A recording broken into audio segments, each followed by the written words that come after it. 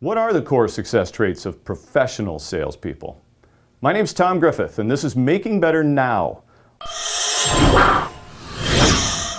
Over the years, I've helped thousands of professional salespeople grow their businesses, and through that experience, I've been able to distill the top 10 traits, really that top 10 list that the most successful salespeople deploy.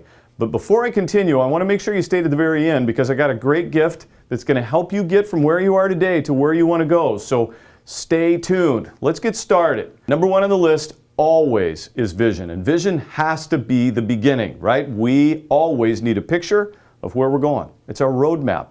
Aristotle, old thinker, right? Aristotle said the soul never thinks without a picture, meaning whatever it is deep down inside that we want always starts with a picture. It's our roadmap. If you're not clear on where you're going, the likelihood of you getting there and whatever your there is becomes smaller and smaller and smaller. Here's really what happens for a lot of us in vision.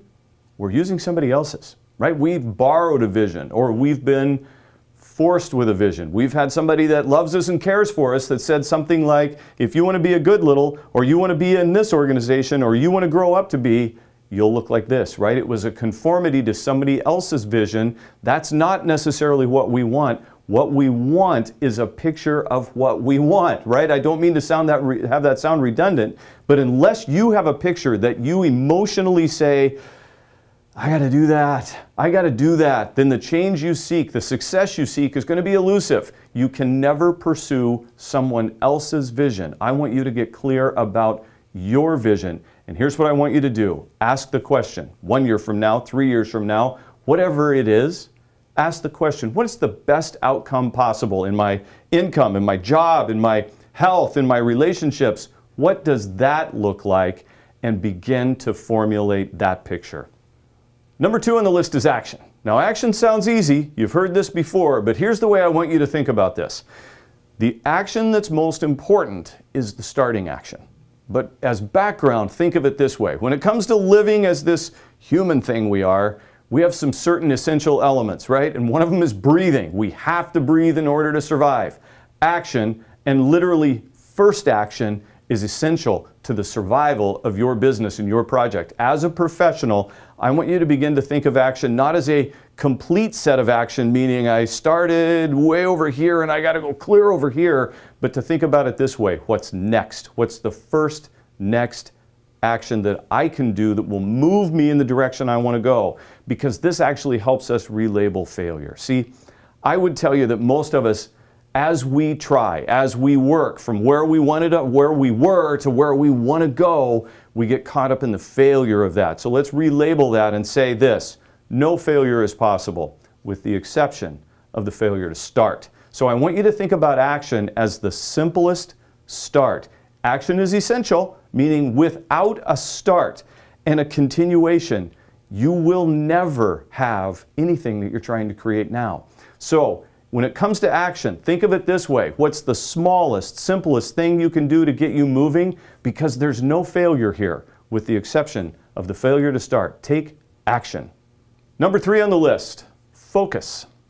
You've heard that before, right? Focus, but I don't mean it in the way you're thinking. Let me put it to you this way. We've already talked about vision, meaning there's an ideal outcome, and action that I have to start. Well, the truth is, if you were to say, where should I start? We could say, well, geez, Tom, there's a million things I could start with, right? If we were to make a list, brainstorm, write down a bunch of stuff, we could literally come up with a million things that we could do, right? This is the greatest place, at the greatest time, with the greatest amount of opportunities, you could literally do a million things. But if we got together after lunch and narrowed our list down, we said, well, what should we do? Well, that's a smaller list, right? A million things we could do. There's 10, 12 things that maybe we should do, okay? But that's not focused yet. As a matter of fact, that won't pull you forward when it gets difficult. So I would say we've got to go further. Back to our vision.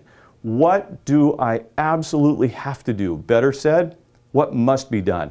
If there's a million things on the list I could do, there's 8, 10, 12 things I should do. But if you look at this like my ideal outcome dictates that I must do 1 or 2 things, right? Focus, must do. In today's day and age, I say it this way, we're freaked out, stressed out, we're over-caffeinated, we're tired, we're more connected than we've ever been, we're all over the court. But you're going to have to dedicate yourself to the 1 or 2 things that will move you in the direction of your success. That's focus. It's not a wide universe. It's very, very narrow.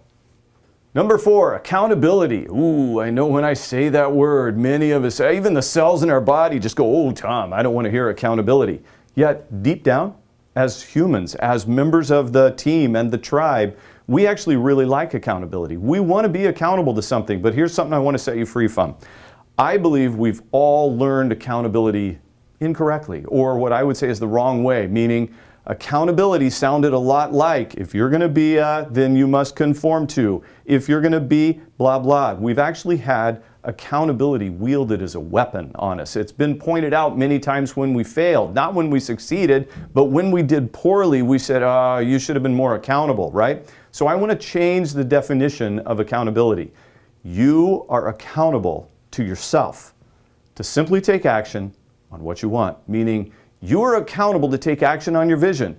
That's the success process in my world. How do we move along? We decide what we want, right? We figure out what's the ideal look. We learn how to take action. We narrow our focus. There's only one or two or three things we need to do, and you're accountable to do simply that, to yourself, not to someone else. I like to say it this way, not to your mama, not to your preacher, not to your teacher. You're accountable to yourself to take action on what you want. No failure is possible in that case. But that's not all. Remember, I mentioned a special gift. In the following videos, I'll share with you how you can get access to an exclusive private community, like-minded professionals who are committed to making better now. Not only will you get access to the community members, you'll gain access to me, whether it's scripting, lead gen, systems, how to execute on the 10 commitments.